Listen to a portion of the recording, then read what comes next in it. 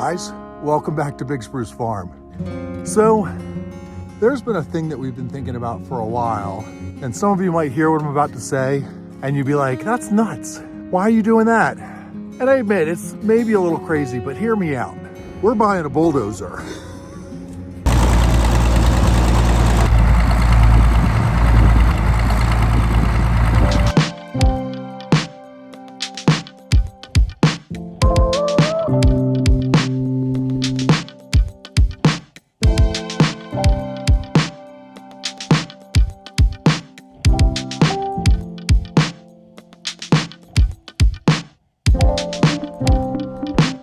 All right, so the first thing you might be saying is, one, this seems to be a little bit different backdrop than we've seen on any of the other videos, and you'd be right. But we're gonna leave why you see all of this for another video. What we're talking about today is we're buying a bulldozer. Okay, so if you've been following along, you know that the end game for this farm is to have a property that we live on, maybe full-time, but at the very minimum half-time. And the purpose of the farm to become as self-sufficient as possible. I mean, this is not, we're not talking crazy, 100% off the grid, prepper, doomsday scenario. But what we are talking about is we're putting in a pretty substantial fruit orchard. We're gonna be using permaculture practices, where we are doing trios of trees where you have two dissimilar trees and a nitrogen fixer in between, so that there are very low inputs and we don't need to use a lot of pesticides and chemicals and fertilizers. We're also planning on taking a good amount of Big Spruce Farm and turning it into what we call nut orchard, basically forests that have trees that produce nuts. Some of those nuts will be for the wildlife, to keep our wildlife numbers up for hunting. Things like chestnuts, oak trees, and hickories. We already have a little bit of that on the property, but not much. But then the main focus is going to be on nuts that would be edible by humans. So different varieties of chestnuts, walnuts, English walnuts, pecans, almonds, if we can get away with it. I don't think that they're going to grow that great here, but we might be able to find a couple of cold hardy almond species that we can intermix into our thing. So that's the big plan. You also probably know that the land that we currently have is very, very overgrown. Had we got our place maybe 20 years ago, we would have had a pretty easy time of getting in and changing what was cow pasture into orchard. But now, through 20 or 30 years of kind of going back to nature, a lot of the more aggressive invasives have grown in. So we've got, very notably, honeysuckle everywhere. Honeysuckle bushes are just everywhere. We have a lot of multiflora rose, which, as you know, is nasty stuff. If you've ever had to deal with it, it creates these massive, like 1.5 inch canes with razor sharp briars all over it. And it just tears you up if you get into it. And then now it's gotten really to the point where those pastures have become scrub long enough where we also have a lot of volunteer trees coming in. So a lot of maple, specifically, box elder, some other species. But we definitely have trees that are in the orchard areas, the areas that will be orchard that used to be pasture, that are in the 20-foot tall range. There's a lot more that are like 10 feet tall, but still, it's a lot. So we started looking at how we could go about clearing, and we looked at things like renting forest mulchers and stuff like that. But when we started looking around and looking at the prices of things and what needed to be done, we thought it may be a good idea to purchase what would be considered vintage bulldozer, fit it with a root rake, and between that and a used commercial chipper that we purchased, basically do a combination of mechanical and hand clearing, where we're cutting down the majority of the woody material and mulching it right into the fields. and then we're using the bulldozer to clear whatever's left, push over big trees, kind of pull out a good majority of the root systems and get them completely gone, so we're not having to worry about constantly cutting them back and battling with them as we try to bring up this fruit orchard.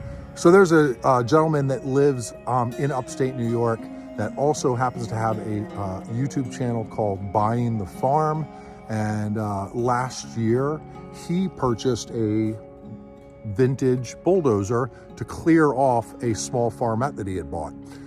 It turned out for him, I mean, it worked out, but he realized that for him, that wasn't exactly the best tool for the size property he had and for the things he wanted to do. And he has since moved on to other machinery that is more suitable for his property. But for us, the reason we're looking for a substantial bulldozer, and the bulldozer we're talking about here is a 1940s Sierra Caterpillar D69U. So it's a hefty machine. It'll push over a full-size tree. It'll cut and push some serious earth. The reason we decided on that machine was that it certainly will make light work of clearing those pasture areas, and it will also allow us to build roads. So we have some pretty rocky soil here. We have a lot of shale mixed in with our soil, and it's just heavy and hard to work. And the majority of the roads on our property are farm roads. They're roads that really never saw much other than a tractor on them. They're fine. They're a bit on the steep side. There's areas where they're very much not level. I mean, not that you want your road to be 100% level, but we're talking about like a serious pitch that if you're on a farm tractor, there's some places where I drive the old Ford and I'm paying attention because, we're getting to that point where you start to get a little unsafe. But we look at it as we want to be able to get around the property very easily, not only on our machinery, farm tractor, bulldozer, side by side, but eventually the plan is to build a large house at the top of this farm. And we want to be able to drive our cars right up to the house. So doing earthwork ourselves saves enormous amounts of money.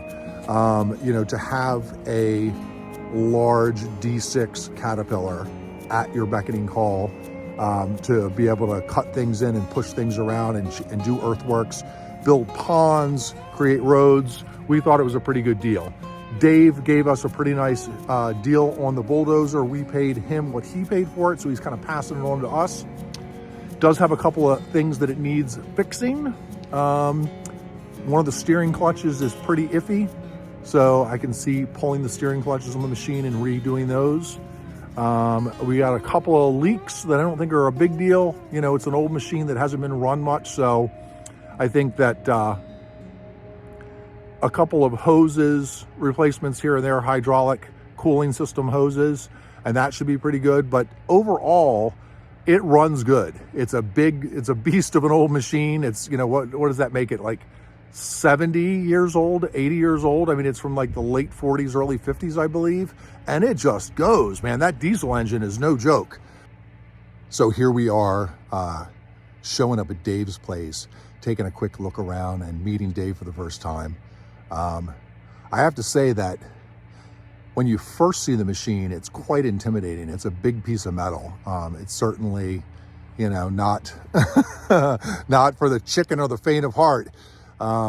It takes a lot to get it started even. It's an interesting process. These old machines had what they call a pony motor.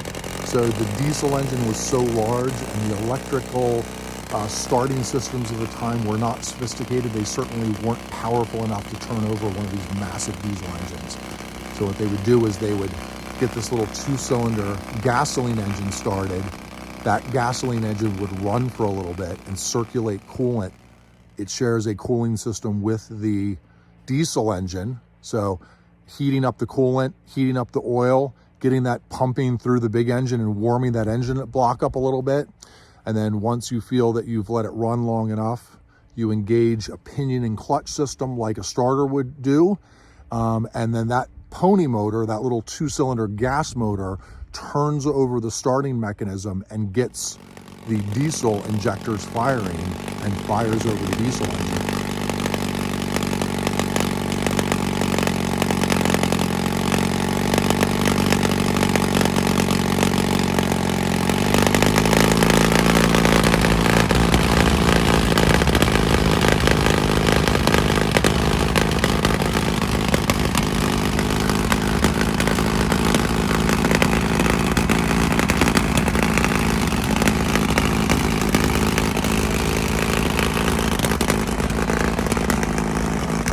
You then disengage the pony motor and turn it off. It dies out, you can start the fuel, and that's it. It's done for the day.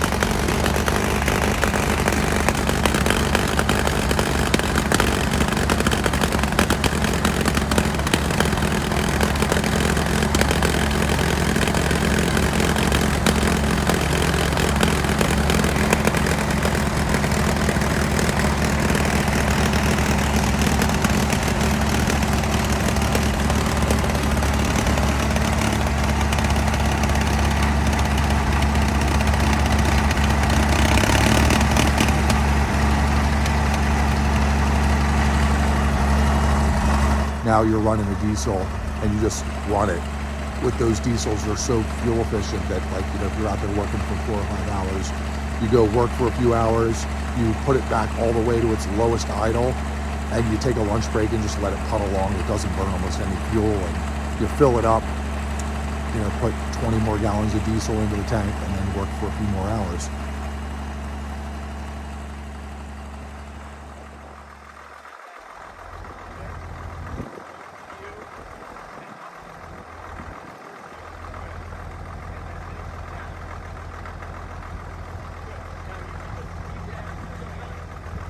So at this point, we had a good look around the machine and we liked what we saw. So we made a handshake deal to buy this old Cat D69U from Dave.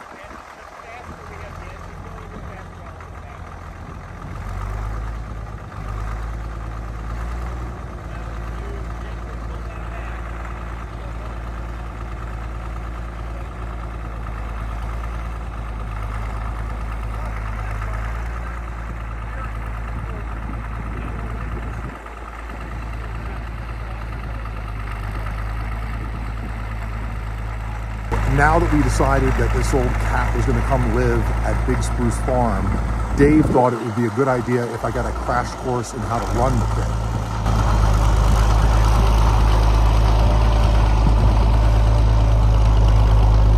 thing. He gave me the quick rundown on how to drive and steer, how to use the blade, how to operate the winch. So let's give it a go. I mean, what could go wrong?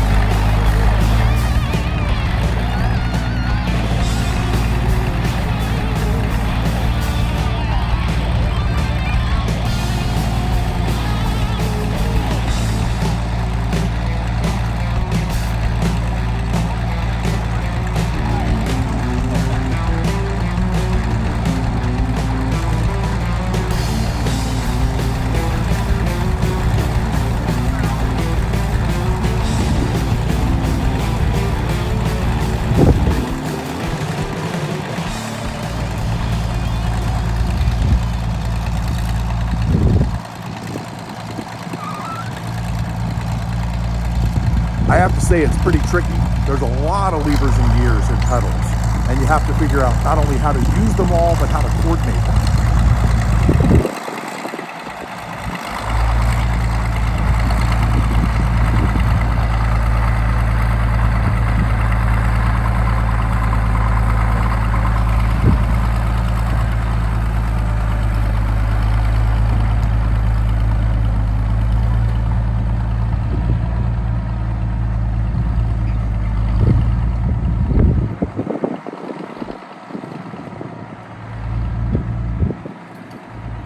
Have I mentioned, I've never run heavy machinery before.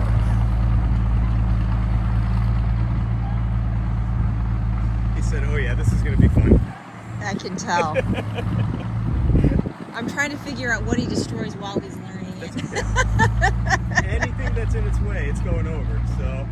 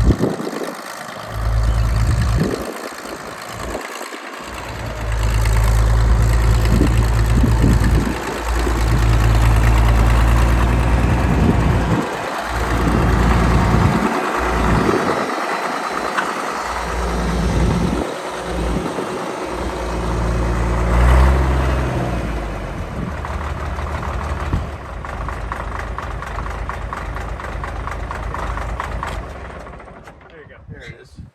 All right, there you go.